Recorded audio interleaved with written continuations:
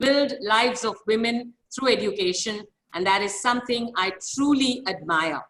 Personally, Professor Lal, you've always inspired me, and I really look forward to hearing you at all times, especially today.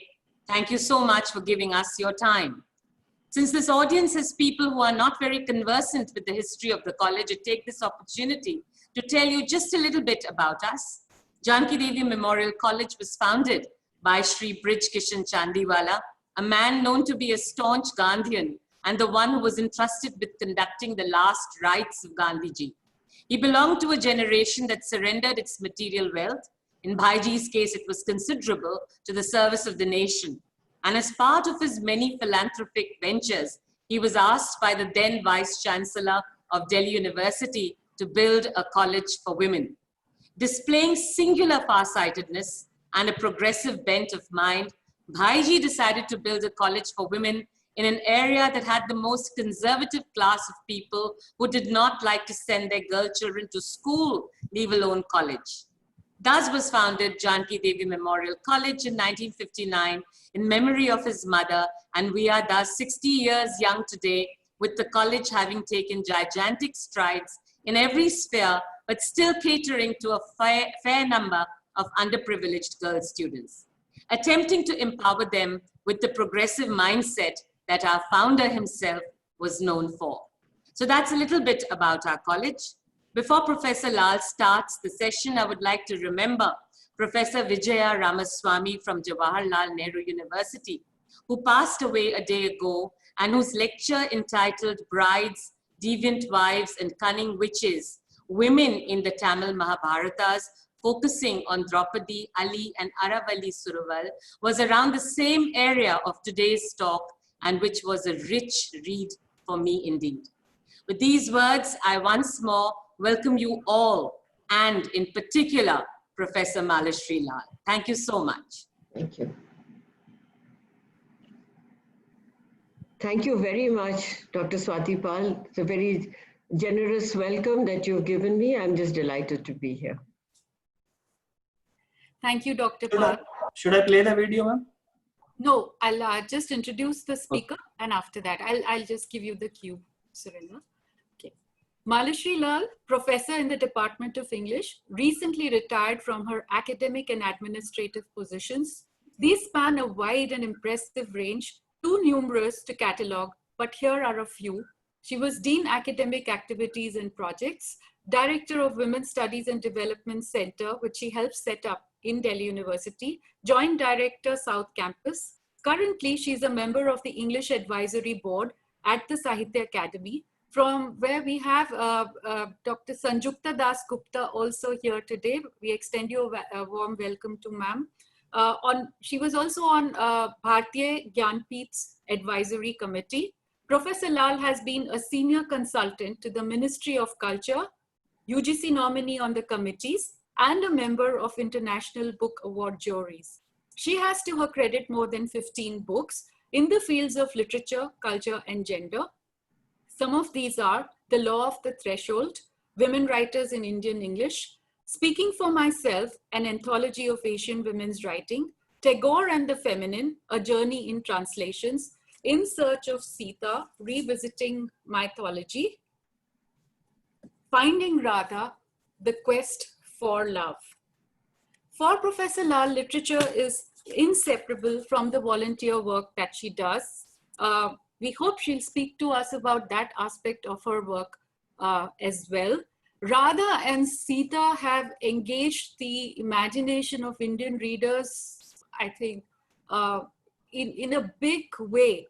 And what is striking about Professor Malashri Lal's work is that not only is it of interest to historians, to literature students from a philosophical point of view, but it makes an attempt to engage with the living tradition in India. So I hope we all look forward to this lecture. But before we begin, I would like to mention her co-author, Namita Gokhale, for these two books, who's a writer, publisher, and festival director.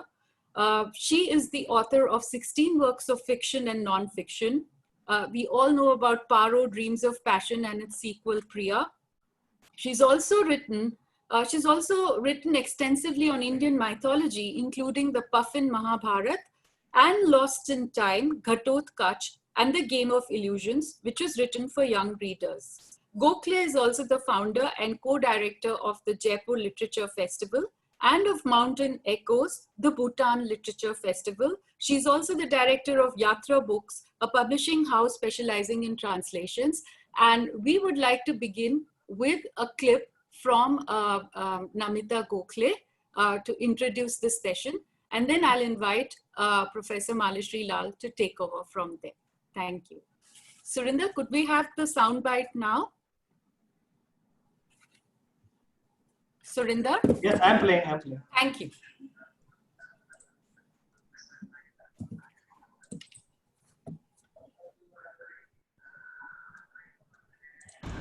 Working with my dear friend Dr. Malashri Lal on the 2 books on Sita and Radha has been one of the most transformative experiences of my life. Our first book together, In Search of Sita, Revisiting Mythology, took us to the collective wounding, the vulnerability of women in India and in the rest of the world.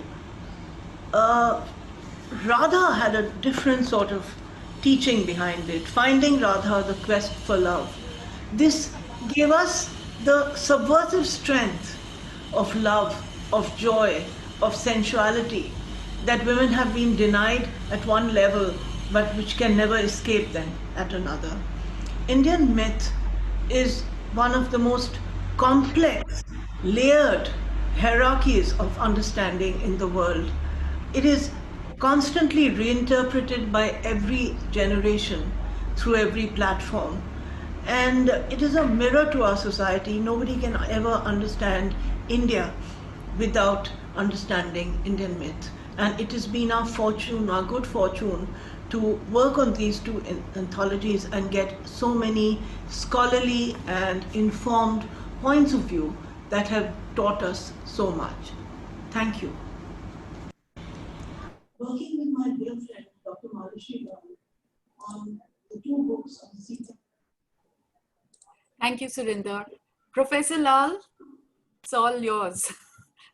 Thank you very much, Dr. Namita Sethi. I am just delighted to be here this morning.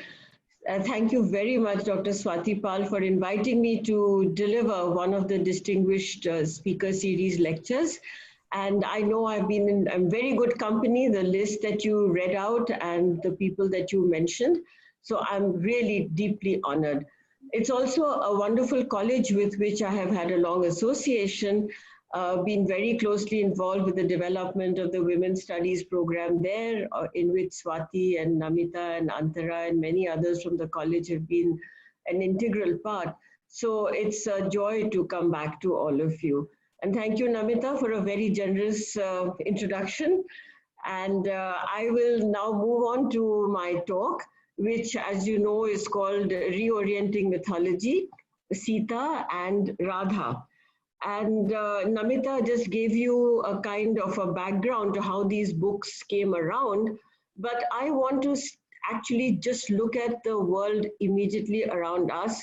And in these current Corona times, if I may call them, it's very thought-provoking as to why the TV serials that are based on Indian mythology are getting such high ratings and viewerships.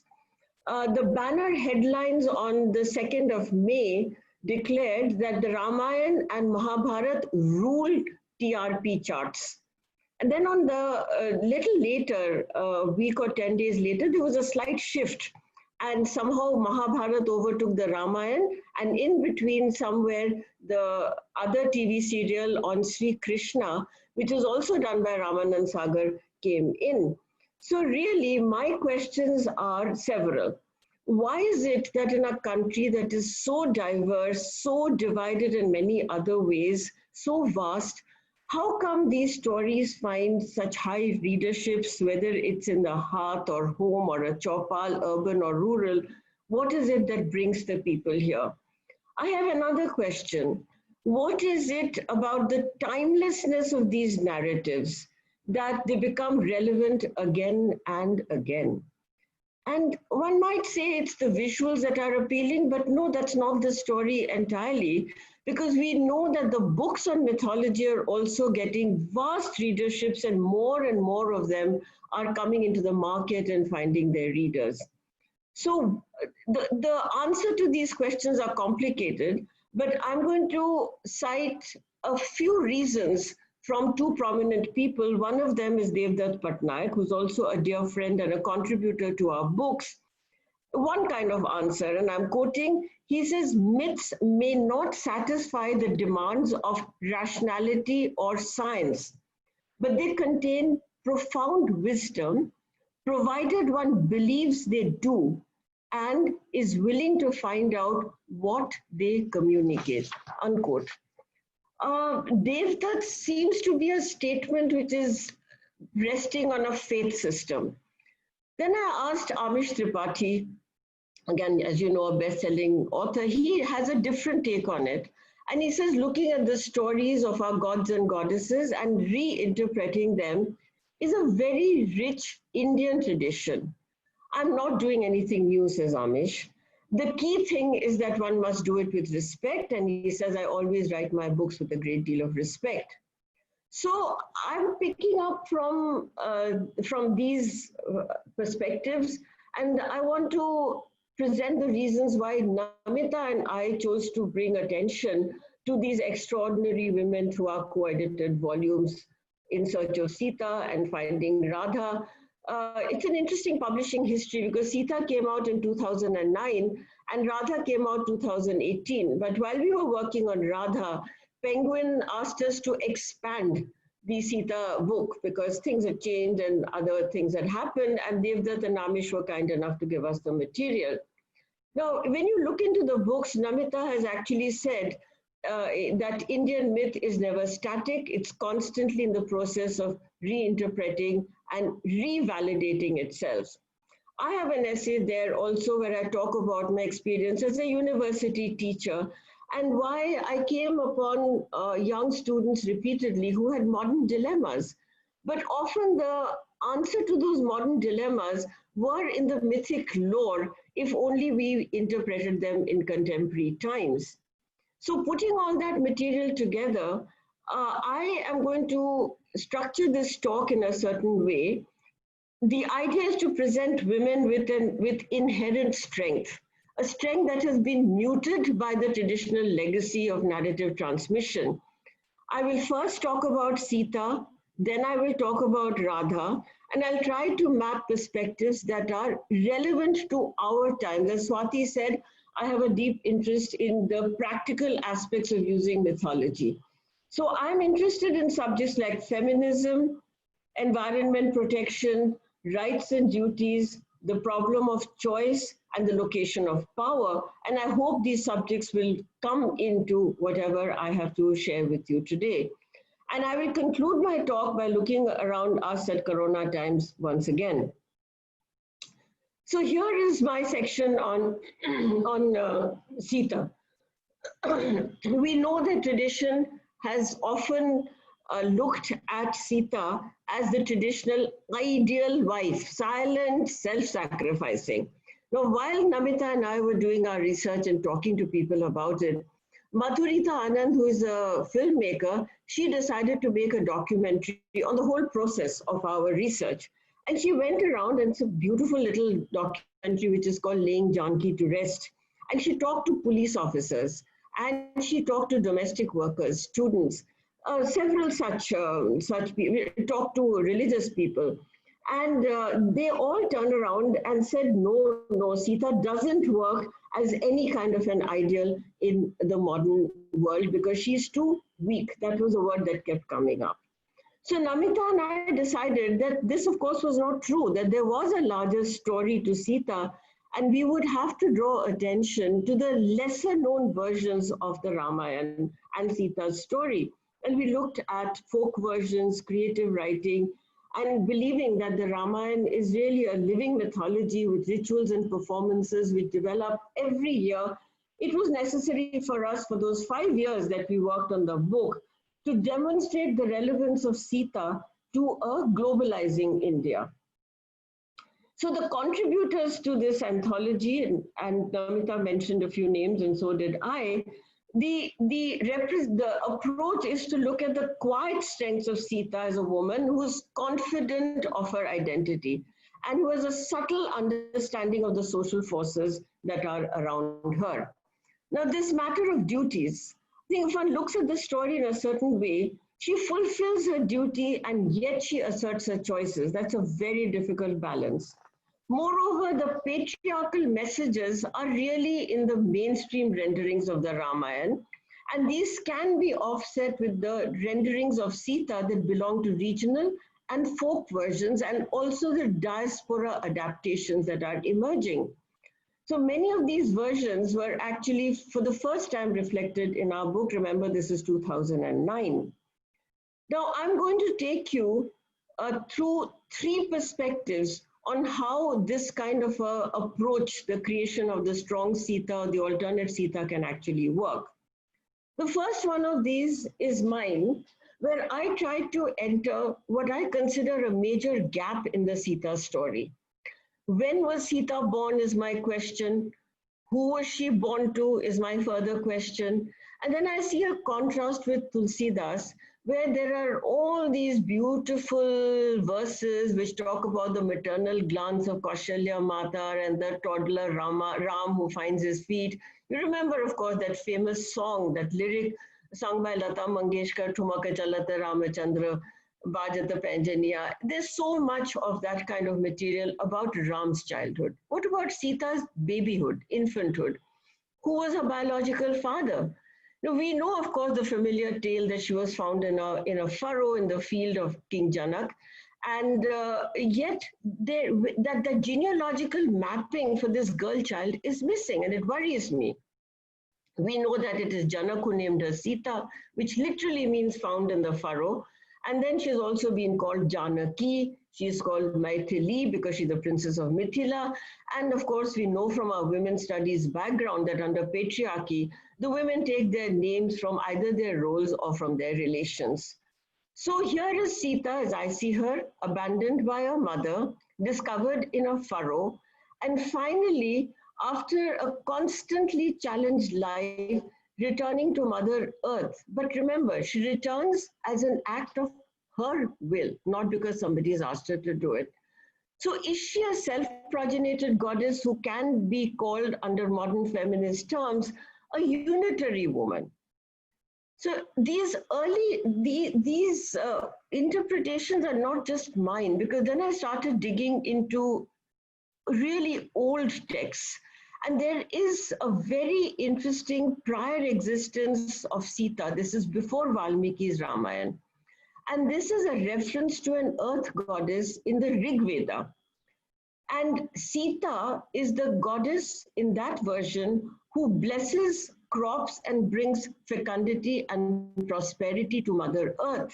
Now, this kind of a Sita is actually contrary to a lot of patriarchal traditions. Those of you who are familiar with the hill districts of India, northern hill districts, and I know Namita is, in Himachal, for instance, there is a prohibition on women using the plow. And yet, in the 70s and the 80s, and probably later also, there is an economy of migrancy, where the men have left the home and gone away. The fields are in the Himachal area. They cannot be plowed unless the man comes back. And we know about the seasonal migration. We're reading so much about this. The people go back to plow the fields. Now, it's not just because it's the plowing season, but also because there's an injunction against women plowing the field. So we looked for some folk stories, and we found a very beautiful one where there's this woman who's waiting for her man to come back. He doesn't. The children are starving. The land is getting absolutely cracked and dry. And then one morning she decides and just gets up very early in the dark of the pre-dawn. And she hitches the oxen to the plow and she takes to the field, decides to plow the field herself. It's a small gesture with very, very large implications. And the story goes on to say that when the other people in the village woke up, they were shocked, they were horrified. They thought a curse would fall upon her and their whole village. And then later on, they realized that no, she was doing the right thing. That after all, it's the activity of plowing, not the gender of the person who's doing the plowing, that makes it important. Now, these are stories to remember, particularly when we're dealing with the kind of agricultural crisis and the rural crisis, etc., that we are reading about. So the link of the Sita story to ecology and environment, particularly in farming communities, is something that we came upon again and again in the course of our research from the rural areas. So that's my little story. I'll now turn for a second perspective to the diaspora. Well, not quite the diaspora. This is an American woman, Nina Pele. She's a New York-based animator and a filmmaker. And some of you may have seen the film, which is called Sita Sings the Blues. And here she adds the story of Sita to jazz music. I don't know if you have, I think I have a photograph of the cover of, can you see this? I don't know if you can.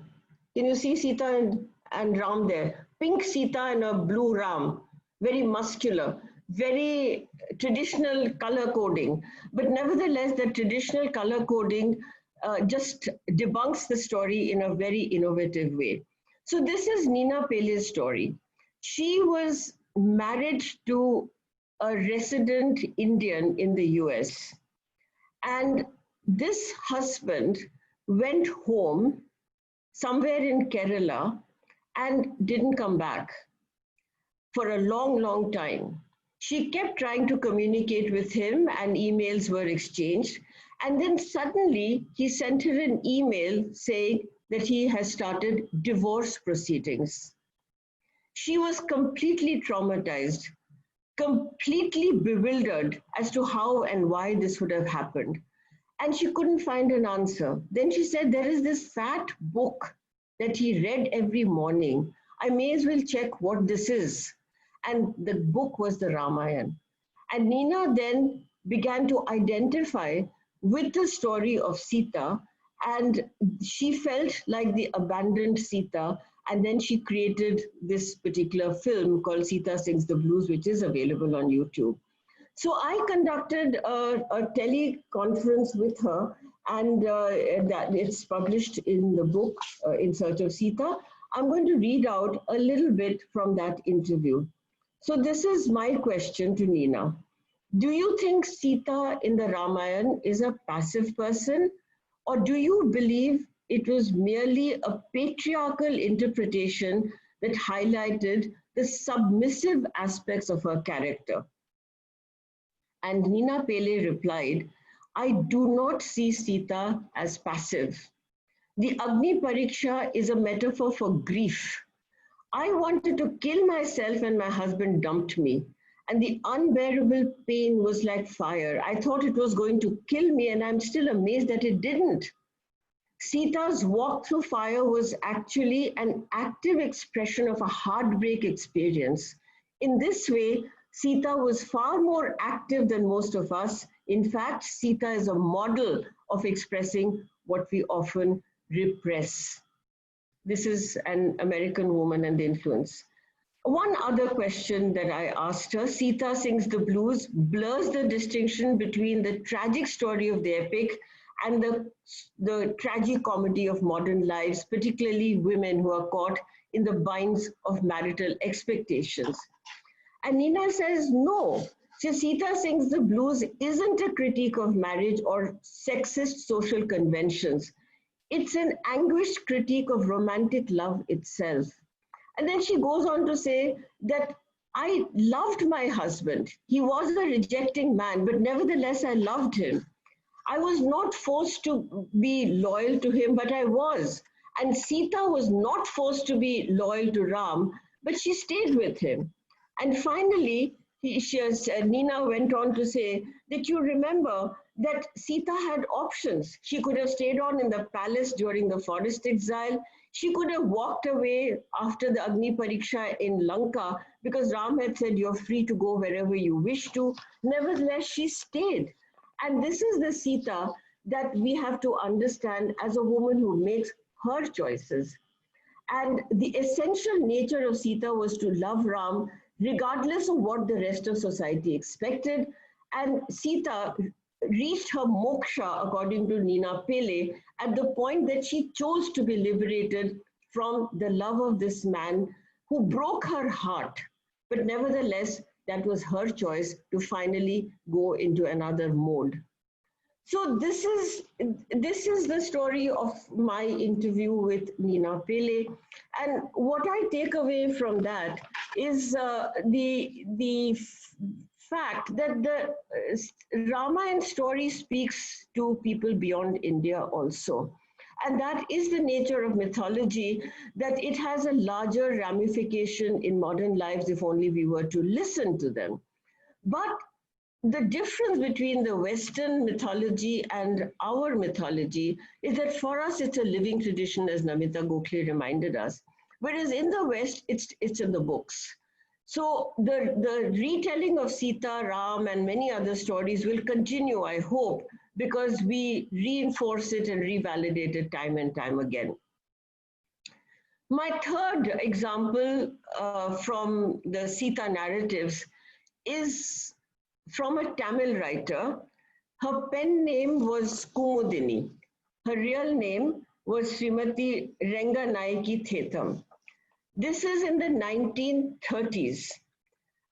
And Kumudini is a person who was very influenced by Tagore. In fact, she picked up the name from one of Tagore's novels.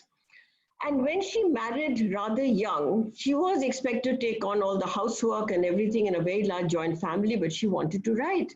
And she was writing short stories. But these short stories, she couldn't tell the family that she was writing. And there are stories like this from earlier times in many other parts of India as well. Women who have a literary, academic, intellectual interest, but dominant role is that of a homemaker and often a cook. So Kumudini started writing her short stories in the early dark mornings, and her husband was her ally. He made the connection with publishers, and these stories got published, and she became famous. She was famous as Kumudini, but her mother-in-law, who was a most censorious woman, didn't know that Kumudini was the daughter-in-law who was otherwise doing her daily work at home. And Kumudini became more and more famous, till at some point the mystery broke and the family found out that they were actually living with this woman who had a lot of public fame, or in her term, that they also thought that she was a very notorious woman. But these are prices that many bold women have had to pay. So Kumudini, 1930s, is one of the early feminists in literature, and we really need to do more research about her. And she was up for breaking gender stereotypes. What we have is a story from Kumudini's writings from a book that later got published, translated and published. It's called Letters from the Palace. And in this, Kumudini imagines Sita, who is freshly arrived in Ayodhya. Now, Mithila is supposed to be a rather conservative, old-fashioned, small community. Ayodhya is very fashionable, very grand, and she's wondering how to make this kind of a transition. And it's a great take on modern commercialism in the voice of Sita. So Sita then starts writing letters to her mother. And the letters are about the trousseau that has been given to her, which is completely unsuitable for Ayodhya. Because these saris that she is carrying with her have narrow borders, whereas what is absolutely fashionable are broad borders. So how is she going to wear these saris? That is her big worry. And then she writes to her mother and said, you know what, there's a coronation coming up and I'm the main person there in the women's enclave, and I need something absolutely fashionable. So will you please send me a new sari? And all these letters are written really tongue in the cheek. And then comes the terrible crisis that we know about, that the coronation is not going to happen.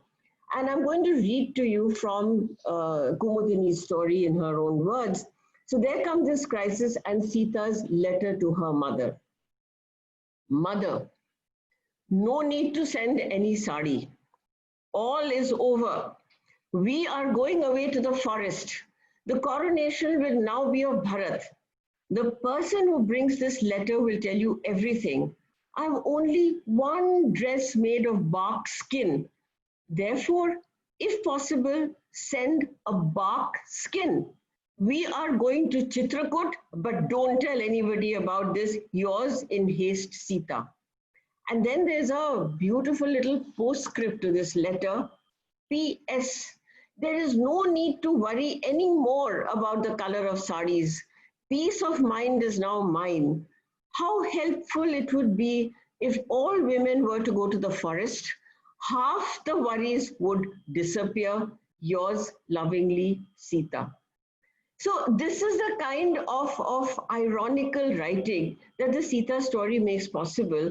Of course, it's a story about a critique of commercialism and competitiveness and marketing and advertising and social prestige and materiality, all these modern issues that we are talking about. This is what we are getting from this kind of a writing. So that's my section on Sita. And before I move on to the section on Radha, I want to show you a few pictures if they will reflect on the screen. These are from Aman Nath's visual essay in our book, where he reproduces paintings about the Ramayana, which were done under the influence of European art, very unusual ones. I don't know if you can see this, the one on the left in particular. There is Shurpanakha with her hunchback, and Ram and Sita are standing next to her. Now, in none of the traditional versions of the Ramayana do you get a corresponding story. Here you see another one where they're on a boat, and you can see Sita leaning on Ram's shoulder. You will not get this kind of intimate representation in traditional art. But these were painters who were influenced by European traditions and picked up some of that vocabulary of the relationship between Ram and Sita being a more domestic one than a royal and distant one. So we get lots of such perspectives on Sita. I've given you one of mine and two from other writers. And if you're not too exhausted, I will then move on to Radha. Look at this, the cover page. I know Namita has looked at it and also shown it to you, but I want to just say, why is it that we chose this? You see here that it is Radha wearing a crown, not Sita. Radha not wearing the crown and not Krishna. And there is a kind of a, she's looking into his eyes. So there is no hierarchy between them. And this perhaps is the most attractive feature of the Radha-Krishna equation, the hierarchy. And as I move on to my section on Radha, I want to admit that it was a risky journey because the two characters are very different. Sita is an icon for monogamous love and a devotion to marriage. Radha challenges the institution of marriage, and there are several assumptions that she challenges that accompany that institution. You know perhaps that Radha was already married, and there are stories which actually give a name and a personality to that person. He is called Oyon. We also know from tradition that Radha was an older relative, and she was actually given charge of baby Krishna to play with him, take him to the forest, and that play of babyhood becomes something quite different.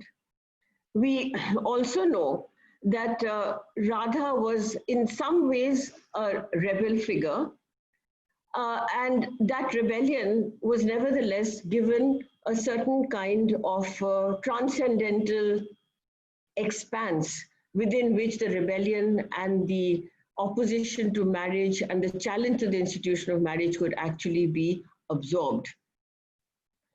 But I want to point out to a very major difference between the originary stories of Sita and Radha. Valmiki's Ramayana is dated about 500 BCE. But the Radha story comes to us very much later, at least the way we know this Radha story, and that is the Geet Govind is 12th century AD.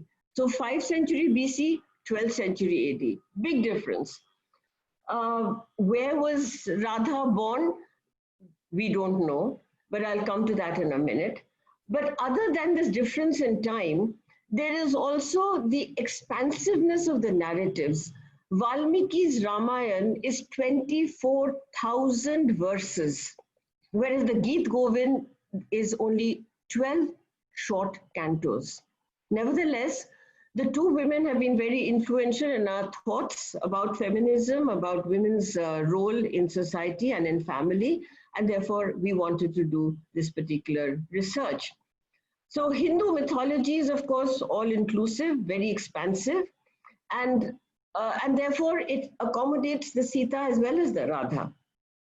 Now, again, I'm going to take you through three perspectives, as I did with Sita, and I'm going to begin the first one, as I did with Sita, with my question. And my question, again, is about the birth and nurture of a girl child. It's an issue that bothers me.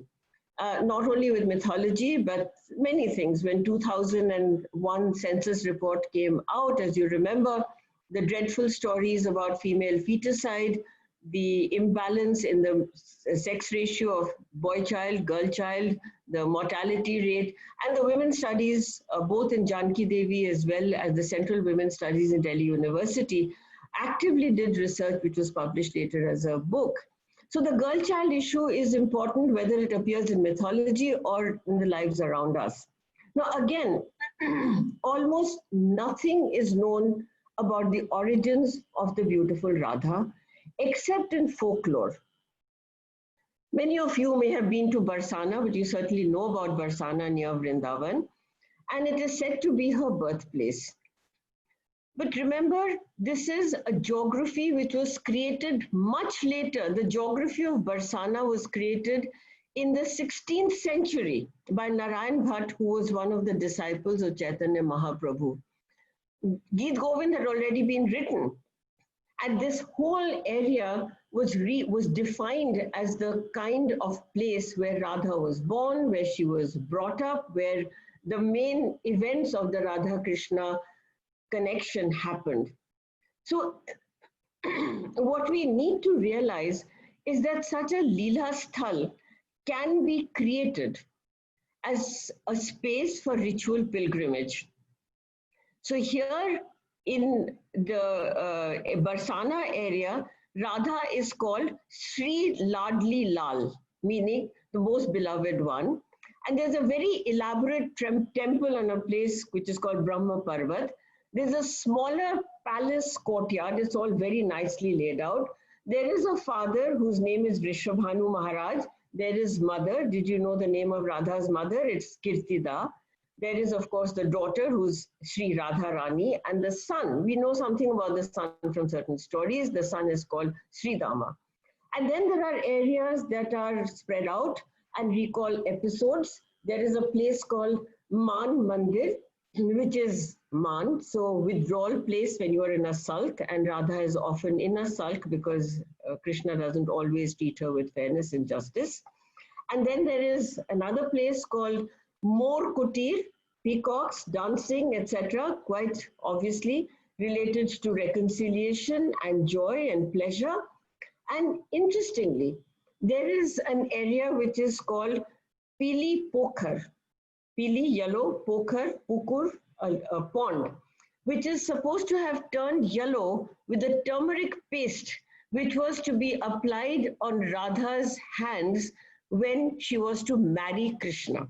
Well, of course, that marriage never happened, but the Pili Pokhar is supposed to show that Yashoda Maya was perfectly willing to have Radha come into the family as a bride. Now, what we therefore see here is a kind of reorientation of mythology in a literal sense. And this literality is perhaps important for those who cannot accept the abstract and the metaphorical concepts that go with a lot of the mythology. And of course, the metaphorical repetition that is played out with Krishna Radha legend is the union of the body and the soul. And therefore, it transcends the ordinary values of matrimonial loyalty and even the ordinary ideas of physical restraint.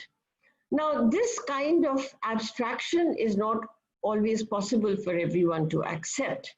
And one understands that that mythology plays out on a very large range of the absolute ordinariness and the rituals on one hand, the geography of kind of ritual at pilgrimage spaces, and on the other hand, the deepest of metaphorical intents. Now, I want to take us, therefore, to the story of how Geet Govind got completed. Jayadev is supposed to have created Radha, observing his own beautiful wife, who was a dancer. And he wrote that very impassioned lyric. But when he came to the end of the story, he didn't have the poetic imagination or the language in which to place the Krishna as a speaking voice. Because by then he had given them all the leela, he had given them all the play, the quarrels, the making up, all that he managed. But at the very end, and you remember that episode, Radha is waiting for Krishna, who doesn't come the whole night. And when he does come, he has marks of lovemaking with another woman. And she is, of course, very, very upset, very angry, very hurt, very humiliated. And Krishna then doesn't know what to do. Now, the words of Krishna's abjection, Krishna the God, Krishna the mighty, asking Radha, a simple woman in a village, for forgiveness. This is a very, very difficult frame in which to put in any kind of language. And Jayadev, being very perturbed about it, decided he just couldn't do it. He decided to go for a bath to the nearby pond. He went, leaving the manuscript there. When he came back, he found that the manuscript had the last line written on it. And those of you who are familiar with the dance traditions and the music traditions will, of course, remember this, that these evocative lines were written into the manuscript, presumably by Krishna himself. And the words are Dehi Pada Pallavam Udaram, that is, Sri Krishna bows down his head at the feet of Sri Radha. Now, beautiful lines. Jayadev said he didn't write them. Krishna himself came. And so this is the kind of metaphorical extent to which the poetic imagination can climb. And given that, one need not ask about where was she born and where did she die. But sorry, I'm a feminist in modern times, and those are questions that I do ask, because I think the metaphor has to be grounded on reality as well. Okay then, I'll move to my second instance from Radha, and this is a fascinating one on cross-dressing. I'm referring to Alka Pandey. She's, of course, a very well-known art historian, the director of the Visual Arts Gallery at the Habitat Center. And Alka's essay in our book is called Becoming Radha. And she presents theoretical as well as visual information on the cross-dressing episode of Krishna and Radha. Let me show you some pictures first, if you can see them. Here. If you see this, there is a dark Radha and a fair Krishna. Okay? So how did that happen?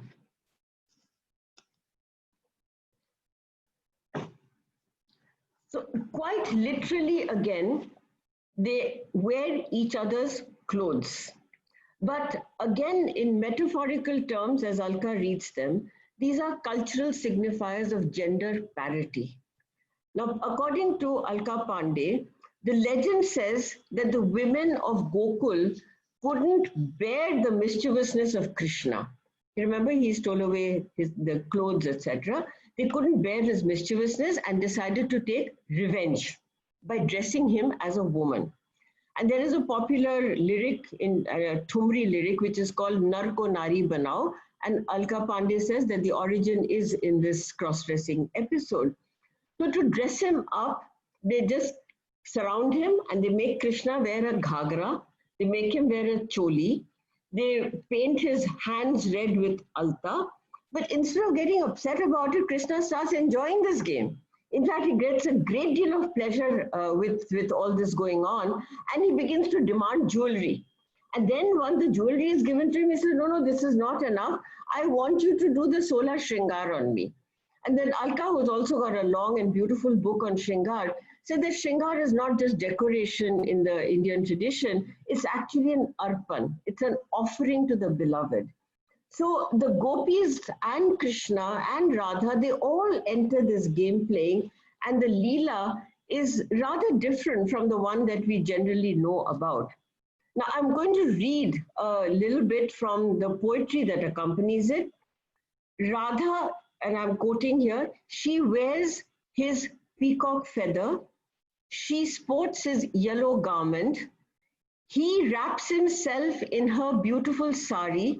How charming the sight of it. The daughter of Vrishabhanu Radha turns into Nanda's son Krishna, and Nanda's son becomes Vrishabhanu's girl.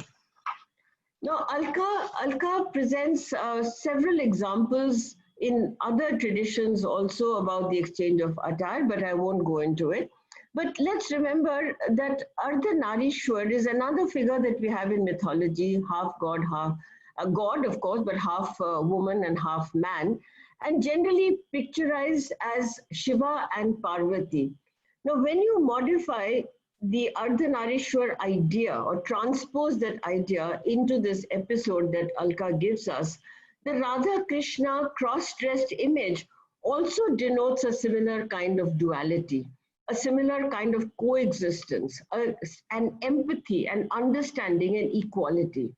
But the way the Radha Krishna episode ends is absolutely touching, because Radha then tells Krishna, all very well, you can dress like a woman, you can demand your shringar and your jewelry, but you will never enter the soul of a woman who is suffering from viraha, the parting from the beloved. You can never become that soul of a woman. And that's where the episode ends. Okay, now my third example. This is a very well-known poem by Ramakant Rath. And the poem is called Sri Radha, which Ramakant ji himself translated. I'm trying to find you the image for it. Here. Can you see it? Yeah. Sri Radha. Ramakant Rath is bureaucrat, writer based out of Orissa. He also is much awarded in the Sahitya Academy. He also got the Padma Bhushan. The original poem is 1984 in Uriya, but Ramakantji has a degree in English and he decided to translate the poem himself, and it's a very beautiful translation. Now, he writes in the preface that he wanted to liberate Radha from that traditional image, and he wanted to make her into an exceptional character who combines the tender emotions of love with the discovery of her own identity. Now, that's a very difficult thing to do. But nevertheless, the existential soul searching and the celebration of erotic love, he's trying to bring that together in the poem called Sri Radha. And Namita Sethi had asked me to read some portions from the book, so I'm going to read just a little bit from Sri Radha. I know you will leave someday and never come back. My days before I met you will reappear, and all the relationships I broke will, however much I protest, be reconstructed. I know you will return every day, though in a different body. Throughout the years I have to live, the pain of your absence will be your body then. I would stand on the outskirts of your resplendent life like a ghost, hoping you would put out all lamps and arrive dressed like a seeker of forbidden love. That's the end of these remarkable lines that I have quoted from Ramakant. This really makes us ask several questions as to whether Radha's love is bounded by earthly conditions, or does it ever actually reach supernal realms? Rath provides several details of Radha's married life, about her husband Oyon, the mother-in-law cursing her, society and community calling her all kinds of names, and nevertheless she just boldly walks out and abandons her home. And the presentation of the Radha Krishna relationship in this, and of course in the other thing that I have cited and you know about, is that of a fused oneness. One cannot keep eroticism away from the transcendental part of it. They have to be fused together. So I'm concluding my section on Radha, but I'd like to remind ourselves this reorienting mythology is not a modern exercise. People have done it for generations and for centuries. One of the exciting parts of our book is a section called Songs of Radha, because we kept hearing from people Geet Govind, but there is a Radha much prior to Geet Govind, just as there's a Sita, even prior to Valmiki's Ramayana. And we did find her.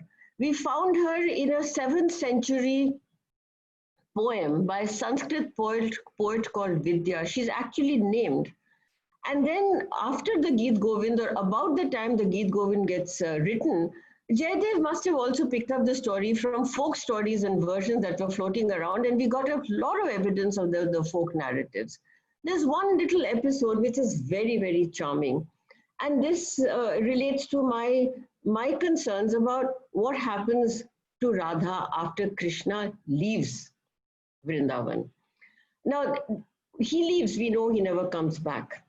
And Radha is supposed to have waited eternally. Can a woman really wait eternally? I don't know.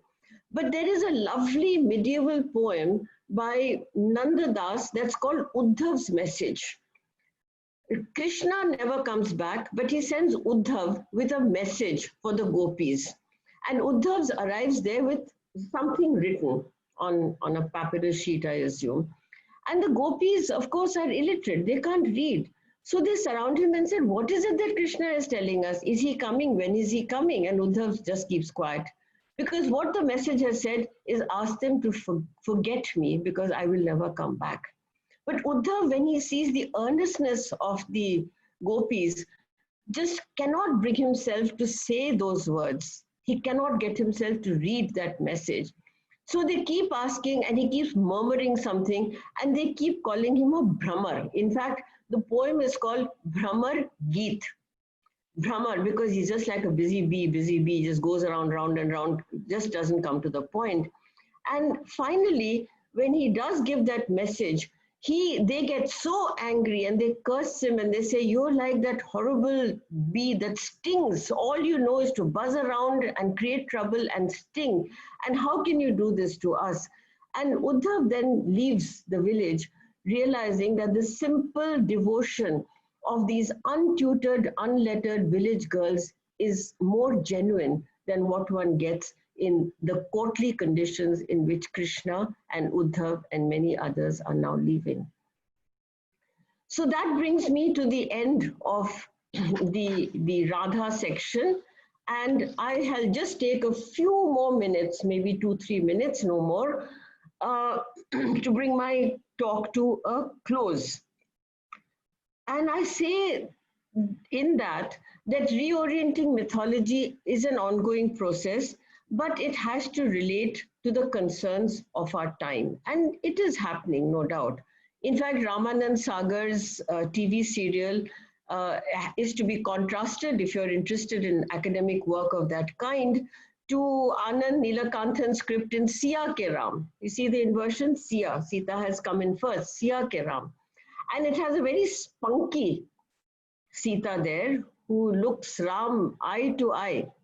And Sita has been given a very large family with the density that the family requires. So she is no longer this person who is shy, retiring, pensive and all that. There is new work happening with Shabri, the low-caste woman who gave Jhuta fruit, bear to Ram. There's work happening on Shurpanakha. In fact, we've got Amit Chaudhary's story in our collection. Shurpanakha, who was disfigured by Lakshman. What was her crime, really. Now with Radha, who's always and always seen as relational to Krishna, I would like somebody to write a novel about what happens to Radha after Krishna leaves her. The older woman and a woman with character, presence, and memory. Devotri Dhar, a writer from the US, has attempted a short story of that nature in our book. So the journey of Indian mythology, according to me, is also a journey of self-discovery. And each of us read the meanings that we want to. It's a vast corpus, so we can always find the stories that speak to us. And when I look around what's going on here in the news that we read, the stories that we read, I'm asking myself how many abandoned Sitas and how many abandoned Radhas who are being left to manage as best as they can and to call upon their own resources and who do not have and will not get much society support. I also ask myself how many Savitris, how many Shravan Kumars are going to ferry the ailing and the dead on this long march home. So mythology tells us that human stories, human experiences repeat themselves. We might try and listen. We might try to learn. And those of us who are bold enough might want to try and rewrite some of this for our own needs. Thank you very much. That's all I have to say. And I'm happy to hear from any of you. Thank you, Professor Lal. As usual, your talk was riveting. You put things in a contemporary context. You're so articulate. And you have, I think, quite successfully retold and reoriented these two figures and given us a perspective that's different from the mainstream. Before we take questions, I have a request. Could you speak briefly about your the volunteer work that you do at Jaipur and otherwise? Yeah, thank you for asking that, Namita. After I retired from Delhi University, of course, the academic life continues. But I also volunteer with an organization called the Guild of Service, headquartered from Delhi, headed by Dr. Mohini Giri, who was the first chairperson of the National Commission for Women. And the vice president is Dr. Meera Khanna, who was at one time my student, a dear friend, and a writer. And I volunteered to look after their Rajasthan initiatives because I grew up in Jaipur. I came to Delhi only when I started teaching and got married and started teaching at Jesus and Mary College. But yes, I realized how privileged people in Delhi are as compared to the difficulties that women have in Rajasthan even now. So yes, I volunteered, have set up a school for very, very poor children on behalf of the Guild in Jaipur. And in Savai Madhopur, which is right next to this game sanctuary called Ranthambore, we run a training center for the women who are trained in geriatric care, who are trained in beauty culture, who are now making, in tailoring, they're now making masks for the vegetable vendors in that area. So yes, this is reaching out to empower women and children from extremely poor backgrounds. And I find mythology works miracles with them when I'm talking to them and asking them to identify with people and what they want to do with their lives. They're asking the kind of basic questions that sometimes I also do. Thank you. Thank you so much. All questions can be directed to Dr. Antara Datta on the chat. We already have a couple. So I'd like Dr. Antara Datta to pose a few to Professor Malashri Lal. We would like to start the question answer session with the question that Dr. Swati Pal in fact sent to me. I'd like her to ask the question to Professor Lal directly.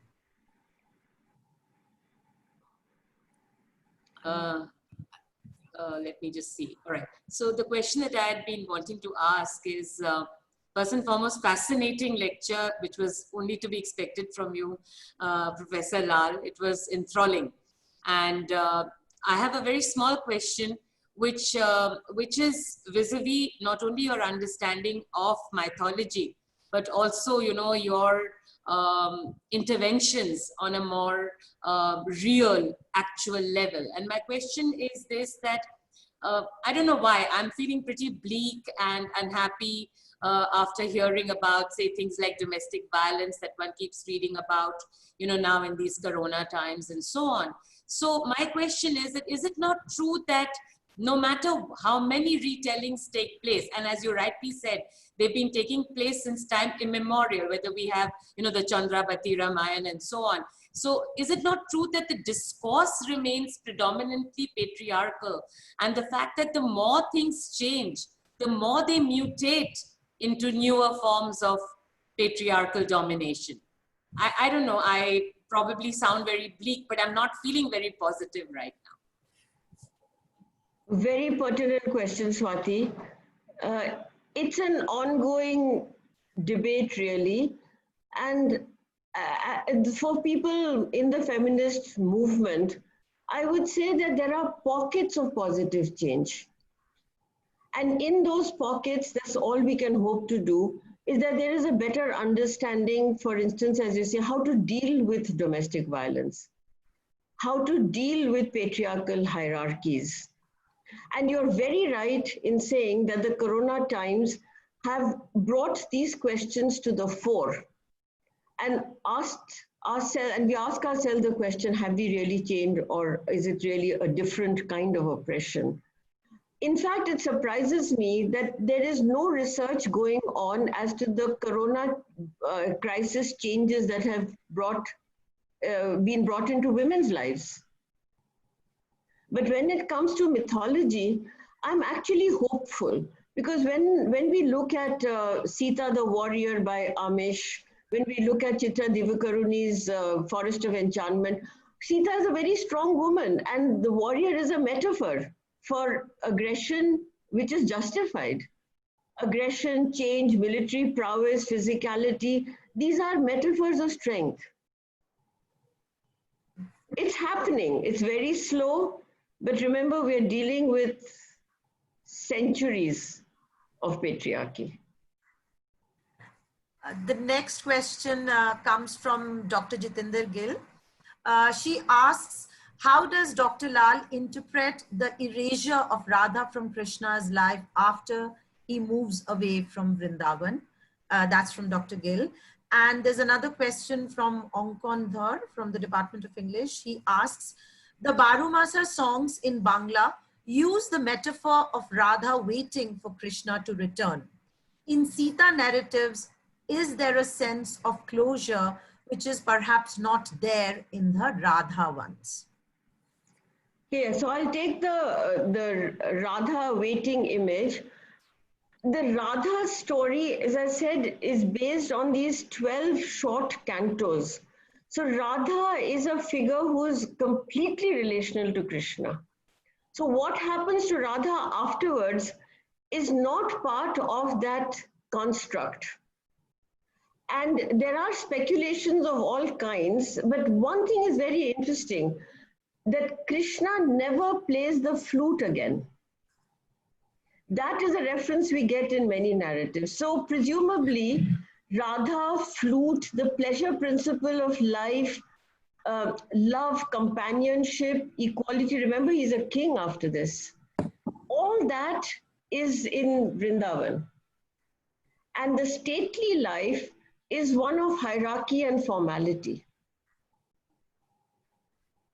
And many of the people on the screen are students of literature. That contrast between the courtly life and the pastoral is possible in European culture and European literature also. So what is Radha's life afterwards? Some modern writer will have to imagine. Now, when it comes to the Baramasa and the waiting, see, this anguished viraha of Radha is a very sweet and nuanced emotion for music and for dance and for poetry. But for those of us who like real life engagement with women's issues, we are troubled by that. Why should the woman be waiting eternally? So we'll have to come up with a counter discourse. And I'm sure it's happening. Okay. Another question is, okay, I'm just going to read out the question. Ma'am, you quoted that Radha said to Krishna that suffering is a viraha. So Krishna will be bearing, did Krishna bear the same suffering as Radha? We don't know, because once he leaves Vrindavan, the next episodes that you get of Krishna, you're of course aware of this, is the Dwarka episodes and the Gita section, etc. It's a different Krishna altogether. Is there a memory of Radha? There are some folk versions. Yes, this is a good time to narrate those. According to some folk versions, Radha grows older, and then she decides to make a journey to Dwarka to see Krishna. And she does meet Krishna, and Krishna says, you can stay back here if you wish to. And she says, all right, at least I'll be in some kind of a closeness with you. But she realizes very soon that it's a very artificial and structured world, and that it's not the same kind of connect at all, nor the kind of environment in which she wishes to live. And that she comes away from Dwarka. There's another folk version in which Radha is supposed to be dying, and she calls for Krishna, and Krishna comes, but more in her imagination than in reality. And the last music that she hears is of the flute. We are very, very privileged to have with us Dr. Kusum Krishna. I'm just going to allow her, I'm just going to unmute her, and she could ask her question to you directly. Dr. Kusum Krishna. Yes. Can you hear me? Yes. Like to see you, Kusumji. Yes. Okay. I don't know how to... Ma'am, we can hear you. Please go ahead. Ask your question. I sent you my question. Antara, why don't you read out ma'am's question? I think she's more comfortable if you read it Okay, out. all right. So Dr. Kusum Krishna wants to know, Radha's husband accepted Radha's love for Krishna and accepted her after Krishna's departure because it was totally devotional. What does Professor Lal have to say about this? Yes, that is how it is presented, that the devotional love is free of any earthly restrictions. And therefore, Oyon, the husband, is supposed to have realized that kind of intensity and piety in Radha's love for Krishna, and that acceptance is what is valued. Dr. Sandhya Garg, she also has a question for you. I'm going to unmute her and she can ask her question to you directly. Dr. Sandhya Garg. Thank you, Antara. Thank you for allowing me.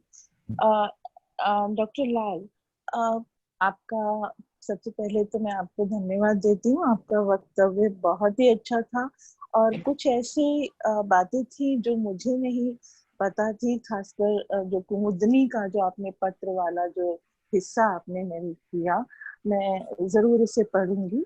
मैं यहाँ बात करना चाहती हूँ कि हिंदी साहित्य में भी चाहे हम मैथिलीशरण गुप्त का साकेत देखते हैं या हरियोग का प्रिय प्रवास देखते हैं, जहाँ राधा और सीता वो माइथोलॉजिकल कैरेक्टर नहीं रह जाती हैं, देवीय शक्ति नहीं रह जाती है, एक साधारण स्त्री के रूप में आती हैं.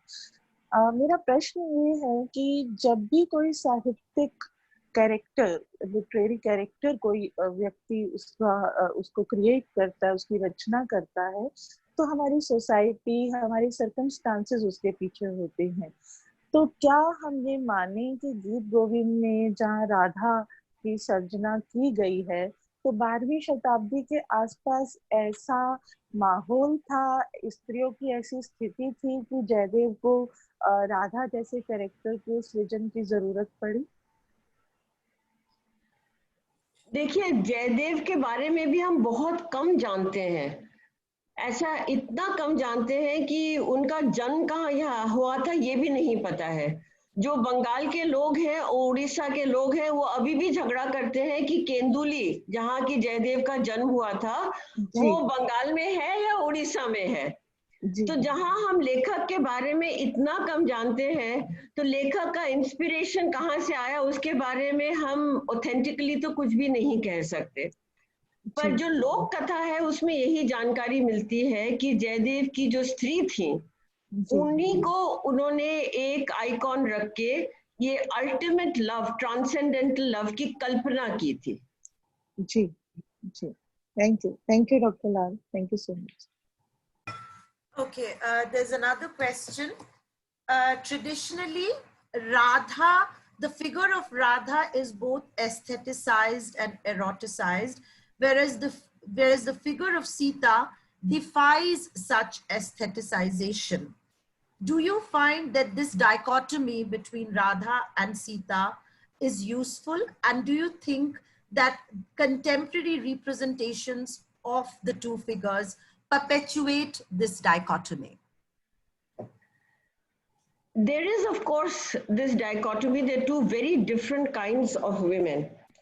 I think what interested Namita and me is that both of them are creations of the patriarchal imagination. So when one is the ultimate in purity, the other one is the ultimate in erotica. And somewhere the reality of life is neither. And therefore the newer versions and women's versions, now that the Chandravati Ramayana has become known, we realize that it has a different tenor and tone than the Ramayana of Valmiki and Tulsidas.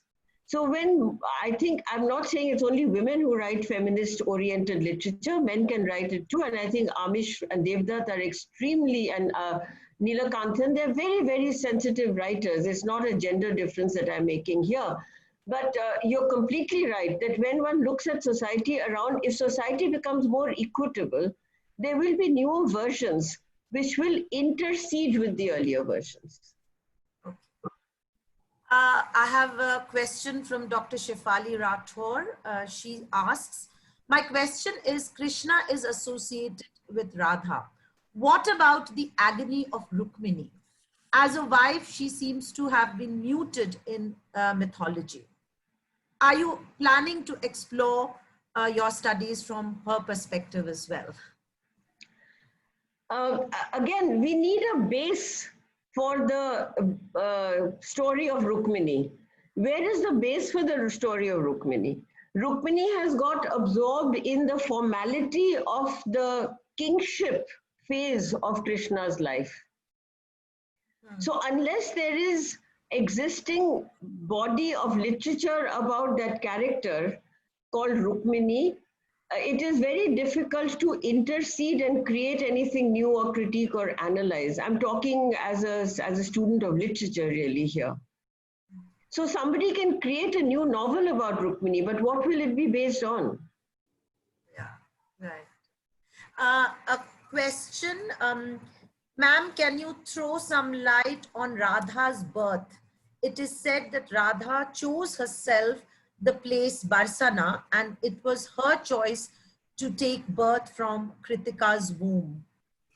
So since we know a lot about Sita's birth, I mean, do we have similar narratives on Radha's origins?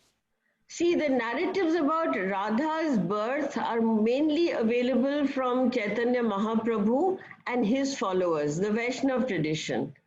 And these are all poetic creations. Even the birth of Sita is a poetic creation. So we've got to realize that we are within the ambit of literature, imaginative writing, epics, mythology, and within that, there is no one point of origin of these stories. These stories keep coming up at different points in time. So the Radha's birth story comes up at a certain time around the 12th to 15th century, really.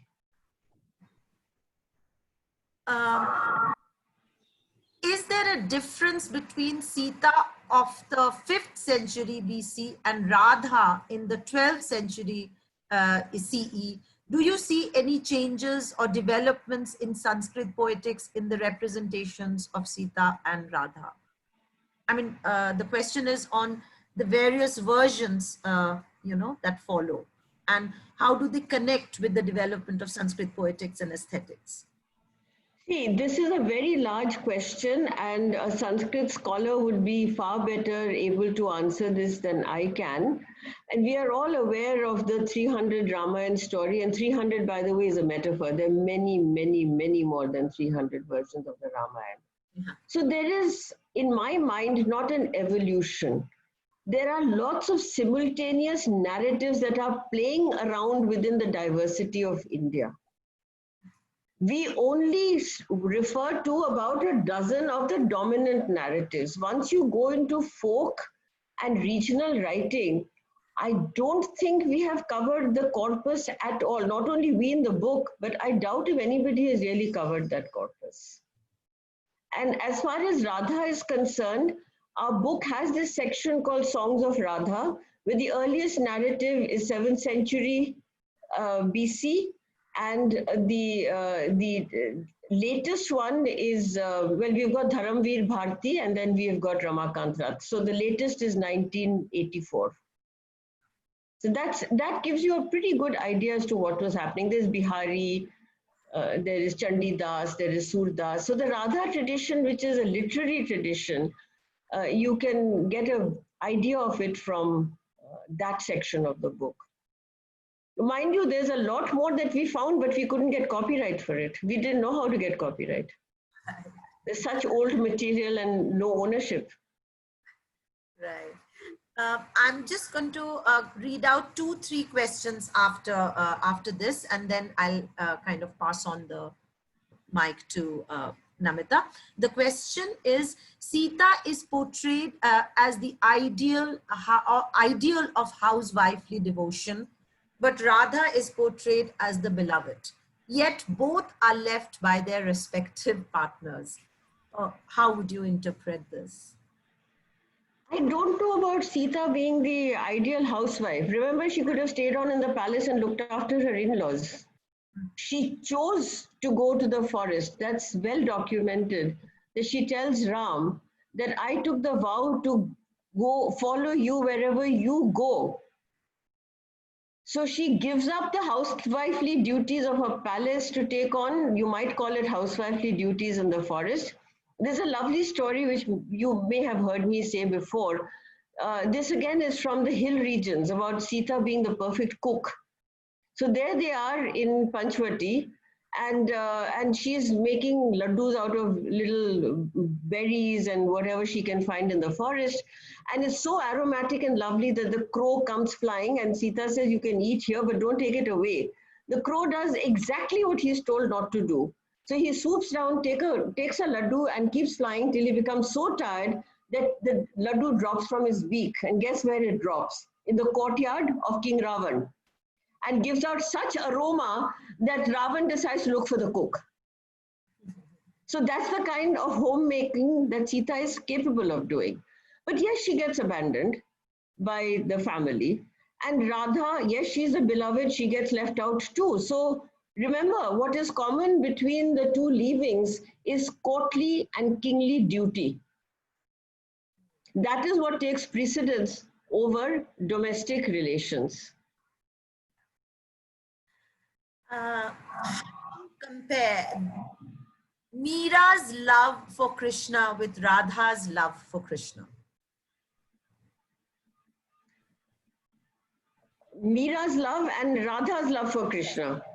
Again, Meera's love for Krishna we have through her music. There is no narrative of actual connect and a story to that everyday connect and the barsana and the meeting and the parting and the gopis and all that. We don't have that in the Meera story. Meera's is devotional. At the age of 5, she's supposed to have got a vision. She understands that she is married to Krishna. She does not want another marriage. When compelled into matrimony, she then leaves and goes away. And she continues to think of herself as the wife of Krishna. So it's devotional music as compared to a poetic story. The forms are different. Thank you so much, Professor Lal. I'll now pass on the mic to Dr. Sethi. Thank you very much. Thank you so much, Professor Lal, for not only the wonderful talk, for the insights you've given into the other work that you do, and for such patient handling of so many questions. It has been a fascinating session indeed. So after thanking you, I'll do what is customary in the DSS series. I would like to thank Dr. Swati Pal, our principal, and the members of the Distinguished Speaker Series Committee, Dr. Sandhya Garg, Dr. Sangeeta Gupta, Dr. Rajal Lakshmi, and of course, all those present here for making this session so successful. And of course, Mr. Surinder Kumar for his patient and consistent technical and other help. Thank you so much. I hope we can have you again very soon. Thank you very much, Professor Lal. It was absolutely mesmerizing. And I can tell you that Antara has, put forward as many questions as she could, but there are many, many more flooding the chat box. And so perhaps we could send it to you, or maybe we could engage in a conversation again. But thank you very much. It's such a fascinating area, and you've put it forward in such a fabulous way. Thank you very much. Thank you very much, Swati, Namita, committee, and all of you for listening in so patiently, and thank you for the wonderful questions. It's really been a memorable morning for me. Thank you very much. And thanks to Namita Gokhale, special thanks to her for being so gracious and so prompt in sending us, her viewpoint, and for sharing it with us. So Namita and I are working on something else, but we'll talk about it another day. Right. More mythology. Thank you so much. And thank you, Antara, for moderating the questions and going through them so patiently. Thank you very much. Thank you, everybody. Have a good day. And for being part of this whole organizing this talk. Thanks, Antara. Thanks. Thank you.